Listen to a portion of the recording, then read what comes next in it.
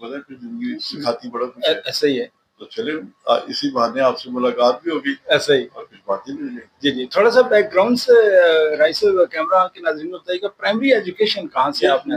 میرے والد صاحب آرمی میں اللہ کے نصیب کرے بڑی افتخار جی کا میں بیٹا ہوں جی. راجہ فراز خان کے سب سے بڑے بیٹے تھے جی. اور سب سے بڑا گرینڈ سن پوتا میں ہی ہوں جی. اور ہماری جو مینلی میری پرورش جو ہے وہ کیونکہ آرمی میں تھے تو جدھر جدھر پوسٹنگ ہوتی تھی جی وہاں میری اسکولنگ ہوتی رہی.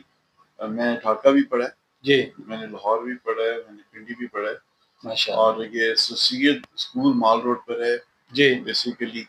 یہیں سے اسکولنگ ہوئی مینلی. کالج بھی سوشل کالج تھا ماشاء اللہ. پھر اسلام آباد سے میں نے بی کام کیا, وہاں میں یونین کا پریزیڈنٹ بھی تھا. ٹھیک.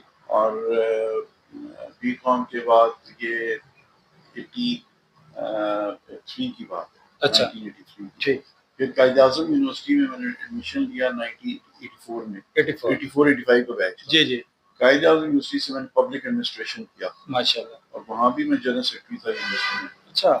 اور some how by birth by born یہ تھا کہ دوستوں یاروں کے ساتھ چلنا ہے اور سوشلی جی آئی واز ایکٹیو. جی.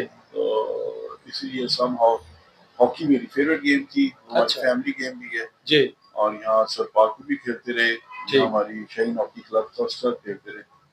اور کالج میں بھی میں کیپٹن تھا ایسوسیٹ میں. پھر بی کام میں بھی I was captain of the team.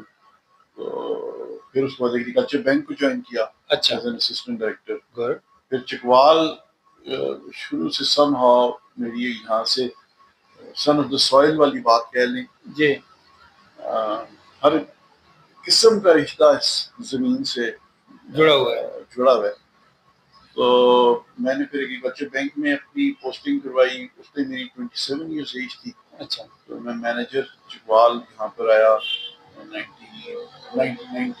جی. اور پھر میں تقریباً 94 تک یہاں پہ مینیجر رہا. اچھا. اور اس دوران میرے ذہن میں یہ تھا کہ شاید بینکنگ جو ہے وہ باقی ریسٹ میں لائف میری زندگی ساری بینکنگ کی ہے.